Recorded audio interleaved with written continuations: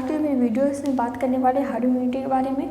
तो herd immunity का जो नाम है आज इस वक्त सबकी ज़ुबान पर है, तो हम देखते हैं हर्ड इम्यूनिटी होती क्या है और क्यों सब इसके बारे में बातें कर रहे हैं। तो हर्ड इम्यूनिटी के बारे में बताने से पहले मैं आपको ये बताना चाहूँगी कि ब्राज़ील में जब जीका वायरस का इन्फेक्शन हुआ था तो उस वक्त 63% जो पॉपुलेशन थी वो इन्फेक्ट हो गई थी इस वायरस से, और लगभग ये 2 साल में इतनी पॉपुलेशन इन्फेक्ट हुई थी। फिर उसके बाद अचानक से ये जो इन्फेक्शन था वो रुक गया था, ऑटोमेटिक रुक गया था, फिर बढ़ा नहीं था।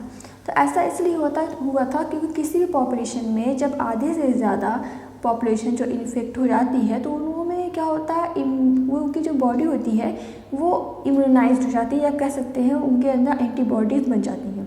तो जब इस तरीके इन्फेक्शन फैलता है और आधे से ज़्यादा जो पॉपुलेशन होती है इन्फेक्ट हो जाती है तो उस पॉपुलेशन में जो उनकी जो पॉपुलेशन होती है वो इम्यूनाइज्ड हो जाती है, या आप ये कह सकते हैं कि उनके अंदर एंटीबॉडीज़ बन जाती है। तो इस तरीके से जो इन्फेक्शन है वो या तो कम हो जाता है और या फिर इन्फेक्शन रुक जाता है।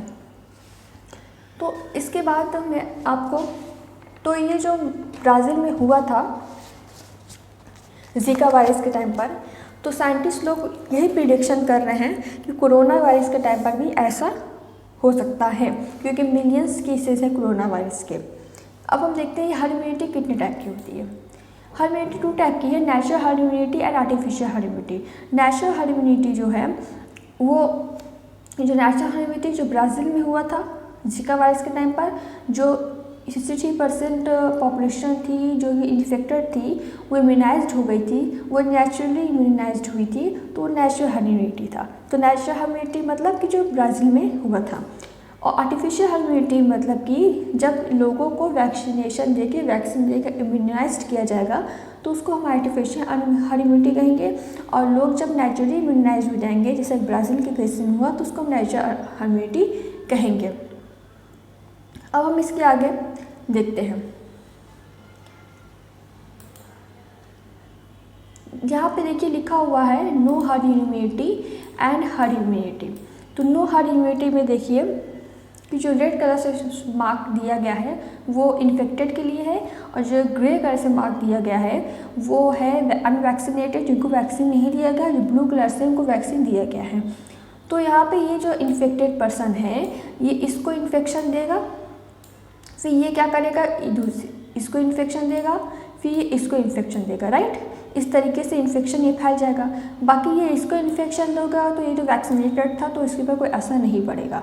तो जब 4 लोगों के बीच में इन्फेक्शन पहुंच जाता है, 4 लोगों के बीच में इन्फेक्शन की चेन बन जाती है, तो वहाँ हम कहते हैं कि हर्ड इम्यूनिटी नहीं, जैसा कि यहाँ मैंने शो किया गया कि इस इंसान ने इसको दिया इन्फेक्शन, फिर इस इंसान ने इसको दे दिया, इस इंसान ने इसको दे दिया, इस तरीके इन्फेक्शन ये एक चेन बन गई।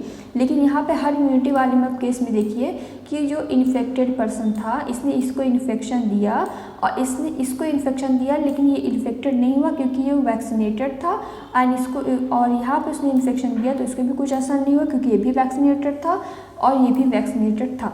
तो इस तरीके से कहने का मतलब ये है मेरा कि जब इन्फेक्शन 4 लोगों के बीच में पहुंच जाएगा, 4 लोगों के बीच की चेन बन जाएगी इन्फेक्शन की, तो वहाँ आप कह सकते हैं कि हर्ड इम्यूनिटी आई है। अगर 4 लोगों के बीच में 4 लोगों के बीच में अगर चेन बन जाती है इन्फेक्शन की, तो वहाँ आप कहेंगे हर्ड इम्यूनिटी नहीं आई है। और 4 लोगों के बीच में अगर चेन बन जाती है तो वहाँ आप कहेंगे हर्ड इम्यूनिटी आई है।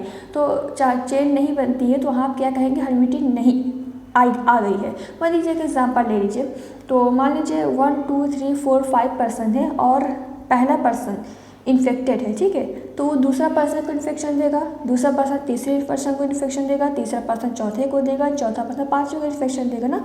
तो एक पर्सन टू पर्सन के बीच में एक चेन बन गई ना। अब मान लीजिए तीसरा पर्सन था, उसको मैंने वो दे दिया, वैक्सीनेशन दे दिया, वो उसके अंदर वैक्सीनेशन दे दिया, वो इम्यूनाइज्ड हो गया। अब वो कोई भी उसको इन्फेक्शन देगा भी तो इन्फेक्टेड नहीं होगा। तो मान लीजिए पहला पर्सन था इन्फेक्टेड था, उसने दूसरे पर्सन को इन्फेक्शन दिया, बट दूसरे पर्सन ने जब तीसरे पर्सन को इन्फेक्शन दिया तो तीसरा पर्सन तो वैक्सीनेटेड था तो उसके ऊपर कोई असर नहीं पड़ा। इस वजह से तीसरे पर्सन से ही जो ये इन्फेक्शन था उसकी जो चेन थी वो टूट गई। कहने का मतलब है जब 4 लोगों के बीच में इन्फेक्शन फैल जाएगा, 4 लोगों की एक चेन बन जाएगी, तो वहाँ पे हर्ड इम्यूनिटी नहीं आई होगी। और 4 लोगों के बीच में इन्फेक्शन नहीं फैलेगा, बीच में इन्फेक्शन की चेन टूट जाएगी, तो वहाँ पे कहेंगे हर्ड इम्यूनिटी आ गई। जैसे मैंने बताया कि पहले पर्सन दूसरे पर्सन को इन्फेक्शन दिया, दूसरे तीसरे को दिया इन्फेक्शन, लेकिन वो इन्फेक्टेड नहीं हो पाया क्योंकि वो वैक्सीनेटेड था। इस तरीके से तीसरे पर्सन से ही जो वो थी चेन थी वो टूट गई। अब देखते हैं हम और इसके बारे में और समझते हैं। यहाँ पे देखिए लिखा है R O value. R O value का मतलब क्या है कि हम कब कहेंगे कि हर्ड इम्यूनिटी आ गई है, कब इस बात का डिसीज़न होगा। तो इसका डिसीज़न होता है कब इम्यूनिटी आ गई, इसका डिसीज़न होता है आर नॉट वैल्यू से। तो आर नॉट वैल्यू मतलब कि जब एक पर्सन कितने पर्सन को इन्फेक्शन दे सकता है, इस पर डिपेंड करता है। मान लीजिए कोविड के केस में एक पर्सन ने 2 से 3 लोगों को इन्फेक्शन दिया, तो हम कह सकते हैं 2 से 3 जो है क्या है, इसका आर नॉट वैल्यू है। तो 50 से लेकर 67% तक जब पॉपुलेशन इम्यूनाइज हो जाएगी तब हम कहेंगे हर्ड इम्यूनिटी आ गई है। तो मैंने क्या कहा था, आधे से ज़्यादा जब पॉपुलेशन इम्यूनाइज होगी तब हर्ड इम्यूनिटी आ जाएगी। तो लेकिन ये जो डेटा है टाइम टू टाइम चेंज हो रहा है क्योंकि इन्फेक्शन बढ़ रहा है। अब हम इसके आगे बढ़ते हैं। तो यहाँ पे आप देखिए, यहाँ पे एक न्यूज़ है, इसका लिंक मैंने दिया हुआ है। ये जो न्यूज़ है ये कहाँ की न्यूज़ है, टाइम्स ऑफ इंडिया की न्यूज़ है, जिसमें health ministry says covid herd immunity not possible in India.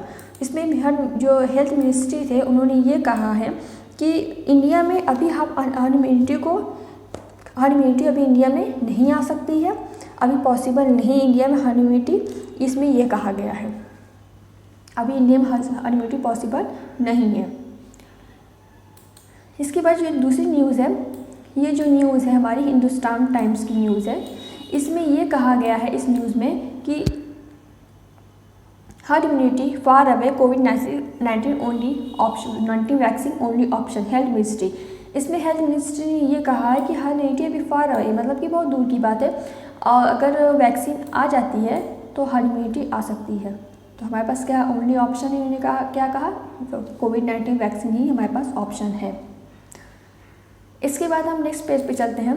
ये जो न्यूज़ है टाइम्स ऑफ इंडिया की न्यूज़ है, इसमें ये कहा गया है कि कोविड-19 explainer what is herd immunity when will India achieve it and more. तो इसमें ये कहा गया है कि जब इंडिया, जैसे कि ये आर्टिकल बड़ा है, मैं इसका लिंक दी हूँ, आप पढ़ सकते हैं। इसमें ये कहा गया है कि जब ज़्यादा से ज़्यादा पॉपुलेशन के बीच में ज़्यादा से ज़्यादा पॉपुलेशन इम्यून हो जाएगी, इम्यूनिटी आ जाएगी ज़्यादा से ज़्यादा पॉपुलेशन में, तब हर्ड इम्यूनिटी बहुत तेज़ी से मतलब कि जल्दी आ सकती है। नेक्स्ट पे चलते हैं। लास्ट है माई वर्डिक। तो the definition of normal herd immunity occurs where people have a strong immune system. तो जहाँ पर इम्यून सिस्टम स्ट्रॉन्ग होगा वहाँ पर हर्ड इम्यूनिटी आ सकती है। It is too early to assume that there is natural immunity. तो अभी हम नहीं कह सकते इतनी जल्दी नेचुरल हर्ड इम्यूनिटी आ सकती है, या अज्यूम इतनी जल्दी से नेचुरल हर्ड इम्यूनिटी को नहीं कह सकते हैं कि आ सकती है, क्योंकि डेटा जो है दिन ब दिन चेंज होता जा रहा है। Vaccine can mainly be use to improve herd immunity. अगर वैक्सीन आ जाती है तो हर्ड इम्यूनिटी भी आ जाएगी। इसके बाद मैंने लास्ट में बोला है कि eat healthy probiotic diet to stay immune from infection. तो ईट हेल्दी, अपना हेल्दी खाइए, प्रोबायोटिक डाइट लीजिए ताकि आप इम्यून रहें और इन्फेक्शन से दूर रहें। तो ये मेरी वीडियो थी और हर्ड इम्यूनिटी पर। आई होप वो पसंद आई होगी। आप पर पसंद आए तो चैनल को सब्सक्राइब करें, वीडियो को लाइक शेयर एंड कमेंट करें। Thank you, thanks for watching my video.